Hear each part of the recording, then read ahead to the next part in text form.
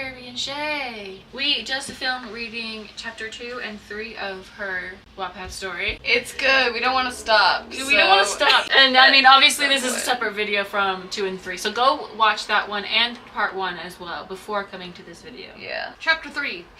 For the rest of that day, all Eva could think about was Zane. She felt like she knew him. She didn't sneak out again. She actually finished unpacking. All those 4 boxes. Oh no. Oh no! She found him really attractive, and to her it seemed like he liked her too. Finally, she was finished unpacking all of her things. She had all of her posters back on the walls. All of her stuff was everywhere. Still, the room felt big. She loved it.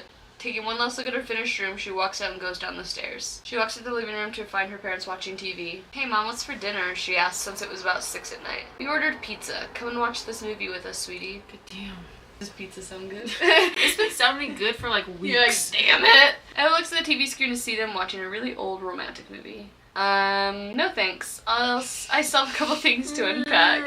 Eva lies and goes back upstairs. She walks into her room, not locking the door this time, and plops down on her bed. She falls asleep. She wakes up and looks at the time. It was about midnight. She sits up and notices 3 pieces of pizza wrapped up on a plate. She missed the pizza! On her nightstand. But the parents didn't come get it, like, hey, the pizza's here. I would always want my parents to wake me up for pizza. You better make sure that's clear to them. They know! They know! That's She's made it clear! She takes the wrap off and starts to eat. Dude, that pizza's old and cold and you need to go warm it up. Taking the plate with her, she walks to the bathroom to fix her hair and makeup. It's midnight. You don't need to fix it. You need to take it off. She walks into her closet and grabs her favorite black leather jacket. Girl, you're sneaking out Girl. again. She's like, I'm gonna find him. It's midnight. I snuck out at midnight. Well, it's not why. It's just And you one really think and he's two gonna be up and too, just riding his motorcycle right next to your house? Like, I don't know. You ever been a teenage girl? no. I skipped that part of my life. You're still living that part of your life. It's not Boy part of crazy wise. Well, yeah. You're a fact. I've always been a teenage girl, boy crazy. Yeah. But no, I mean, I have a brain, and I thought, hey, it's midnight. He's probably sleeping. She locks her bedroom door and again sneaks out. This time she walked through the dark fields since she blended in with the shadows so well. And soon she got to the street. Car lights passed her by quickly and she had to wait for just the right moment to cross. But that moment seemed like forever and she had felt like she had It's fucking midnight in Bradford. How much traffic can been there standing be? there for quite some time. I don't know. She was about to give up and walk back to her house. You when should. a bike pulls up in front Fucking of her. Obviously Zane's gonna show up. Obviously. It's a fanfic. He takes his helmet off and sure enough, there was Zane. She smiles, thankful that it was night so he couldn't see her blush. "Hey," she says, not meeting his eyes because of how much she liked him. "Hey," he says. She realized he was not wearing a jacket even though it was a little cold. "Do you want to go for a ride? I know a great place we could hang." Do you have an extra helmet? She finally looks at him in the eyes and nods. "Yeah, let's go." Without wanting the helmet, she climbs on behind him and grabs onto his waist. I love how that was in there after you just asked about the helmet. Motorcycle safety, okay? Facts. She could tell that underneath his thin shirt he had nice muscles. She smiled at the thought of how strong he probably was. She didn't understand why she would be going off with a stranger, but she just felt so safe with him. Stranger danger. Zane puts the helmet on instead. Eva lays her head on his back, feeling the heat radiate off of him, which seemed really hot for a human. Is he not human? Head back on his back. She waits for the bike to stop. She could feel her long dark hair being blown in the wind, and she loved it. Woo! She yells out to the world. Faintly, she could hear Zane laugh a little too, and to see where this mysterious Zane has taken her. Oh my god, oh my god, she's like, fuck it. She's stupid as Yeah, hell. she is. Around 5 or 10 minutes later, Zane stops and turns his bike off. Eva looked out and saw that they were on a bridge above the river. "This is where you hang out?" Eva asked as he takes his headgear off. I mean, I would. "Kind of," he says. "Kind of. Come on, I'll show you," he says. She follows him down the edge of the bridge and around the side where some steps were. Cute. You say cute? Cute. I mean, the whole bridge with the steps and the water. I would hang out there. Zane, where are we going? Eva asks in a giggling voice as she follows him. They turn a corner now underground and through a door. Inside, Oh my god, oh my god, oh my god, oh my god. Where does the siren start in your head? Girl? Oh my god. They were about 8 feet above the water, just sitting under the bridge. Lights are lit up on the walls. It was a little loud, but they could still talk in their normal voices and still hear each other. "Wow, it's very nice under here," Eva says. Zane smiles. What a non-genuine compliment. "Wow, it's really nice under here." Wow. Yeah, because her sirens are going off in her head. She's like, "It's great. Can I leave?" Here, he says, and climbs up on a certain rock. Eva looks Certain up. rock. A very specific one, apparently. Eva looks up to him with a questioning face. Come on. She climbs up on the rock with him. They can see the river in front of them, and they can also sit and lay their backs on the wall. Nice. Eva leans back and closes her eyes with a smile on her face. This is amazing, she tells him, finally looking at him. I like the concept of the story, but not day 2. Not day 2. She just moved there. If this was within the first couple months while she's adjusting, it would make more sense. And actually getting to know this person Yeah. instead of just... She's gonna get murdered. Definitely sus. This is amazing, she tells him, finally looking at him. Thank you for this. He smiles too and looks out into the dark river. You're welcome, he answers, and then throws a rock in. So I have a question. Yes, she turns to him as well. How old are you? He asks. Okay, I just all of this. 18, why? How old are you? She asked him the same thing. 18, old you. I'm 18 too, he says. They both smile. They both sat silent, listening to the night of the city and the river flowing through the ground. Flowing through the ground. What time do you want to be home? He asks. I don't know, at least by 4, she tells him. She then looks at her time. It was only 12:35. We have time. For what? She looks into the eyes and he looks back into hers. As if he is staring into her soul. Ugh.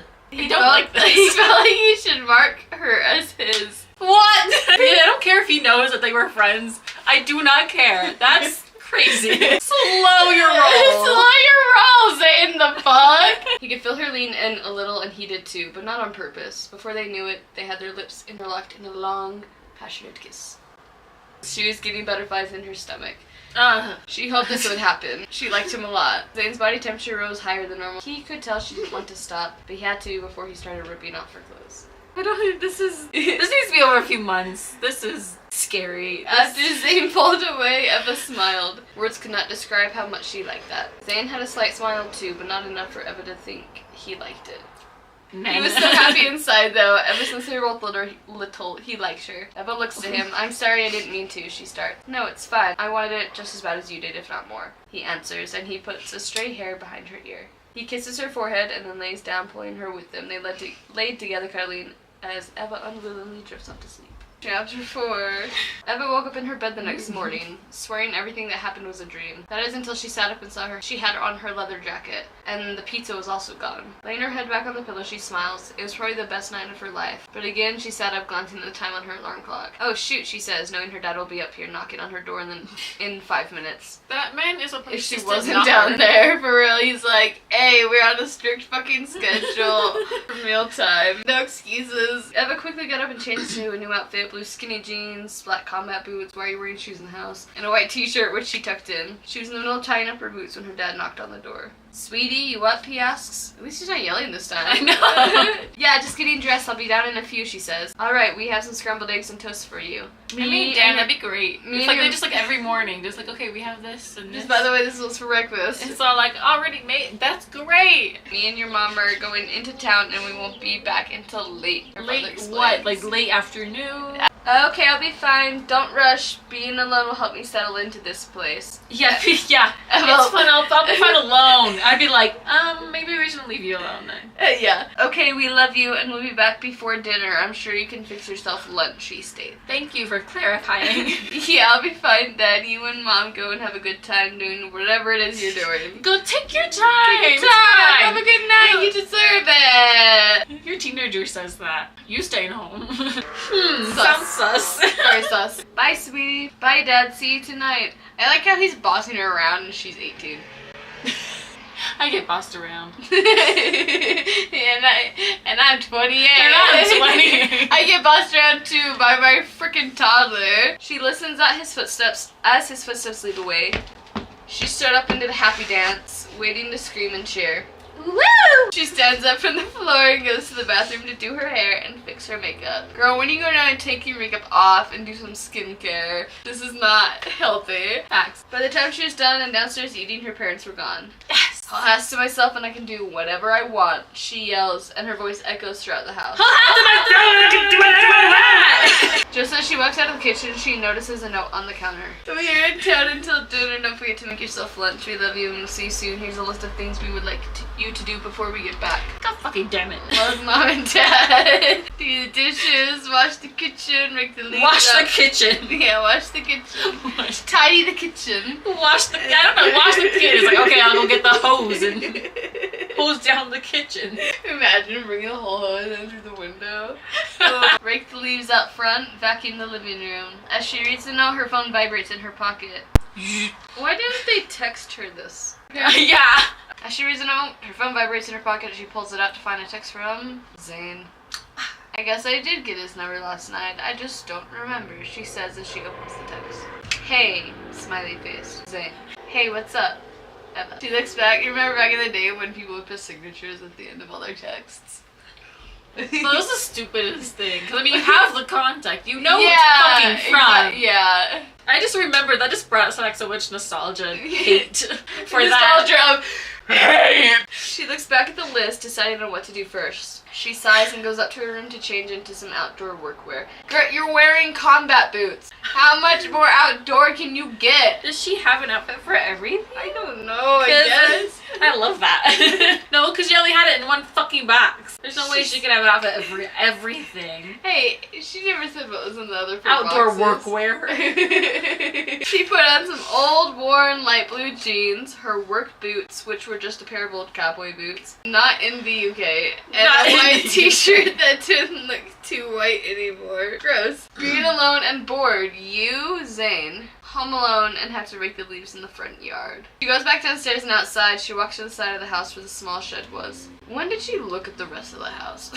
I didn't describe any other part of the house. Oh, no, you didn't. Anything. No, you Like, didn't. When did she have the time to know where all this shit is?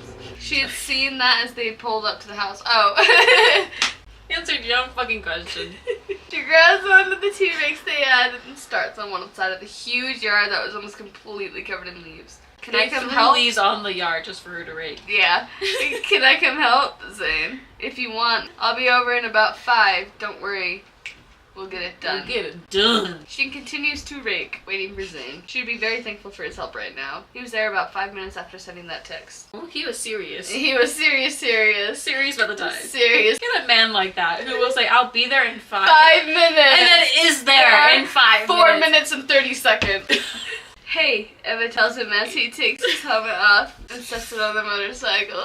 Hey, hard worker, he says. She looks at her work and decided she did get quite a bit done in just 5 minutes. That's not spelled right. I know. He walks up to her and gives her a kiss on the lips.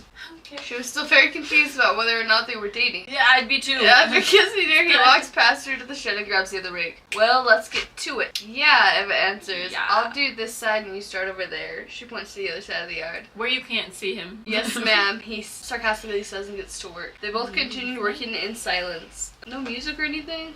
She has no brain, remember. About halfway done with her side of the yard, Eva looks to Zane, who is about done. And shirtless. He was sweating like This crazy. is why you have to do it. He was sweating like crazy, yet a drop hadn't come off his forehead. Her? Wait. She tried not to stare at his tattooed body. She was right about the muscle. Abs.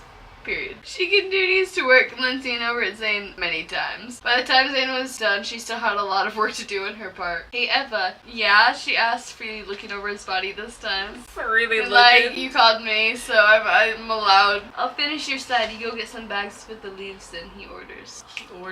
Are you sure? Eva asks, doing her best to keep her eyes on his. Yes, he says, walking up to her and taking the rake from her hand. Her eyes never left his. She could feel the heat radiating off his body even though they weren't touching. He leans in as if going to kiss her, but instead moves to her ear and whispers, "Bags." Hey, what'd you call me? Bags. She looks back into his eyes, letting go of her rake and walking into the house to get garbage bags. Rubbish bags. Before walking back out, she takes a deep breath as if to calm herself and her hormones. Woo. When she opens the door, she sees that Zane is complete with her side of the yard as well. She walks down the steps and towards the big pile of leaves. I got the bags. Zane looks up to her. He holds out his hand as if asking to hand him a bag. Handing out one of the bags, he takes all of them from her and sets them on the ground by the tree. She gives him a confused look. What are you? Ah, she laughs as Zane picks her up and throws her in the pile of leaves. Oh. Woo! Ew! Ah, what are you doing? Oh my god! When she pops out, she gives Zane a dirty look. But also with a smile. You have leaves all over in your hair, Zane says and laughs at her. Oh yeah? I'm going to mess your hair up, pretty boy, she says, as she grabs his arms and pulls him into. But sitting on the leaves, they stay quiet for a moment. Probably get these leaves in the bag so I can get all what I need done, she tells him. You do whatever else needs cleaned, I got the leaves. Zane, no, that's not fair. These are my chores. These are my chores. That is not right. These are my chores, Zane. Let me be responsible. Even though I just snuck out to see you in the middle of the night. He shuts her up by kissing her. He intently looks into her eyes after the kiss. Go, he sternly says. She felt something inside of her, and it looked like his eyes got a deeper green. Well, they didn't. They didn't because they're brown, but Emma slowly nods and gets up. She walks into the house, into the counter where the note was. What was with Zane? He seemed really serious. She looks at the list, deciding what to clean next, wondering what was up with Zane. Wondering what was up with Zane. I think we're all wondering what's up with Zane. This is... I think we're all wondering what's up with Zane. Let me know what you thought of those 2 chapters. If you want more chapters, let us know in the comments down below. Don't forget to subscribe to our individual channels, Real World Journey, Epic Fashion, Peace, Love, and Happiness. Remember to follow your dreams. And we'll see you next Wednesday. Yes. Bye.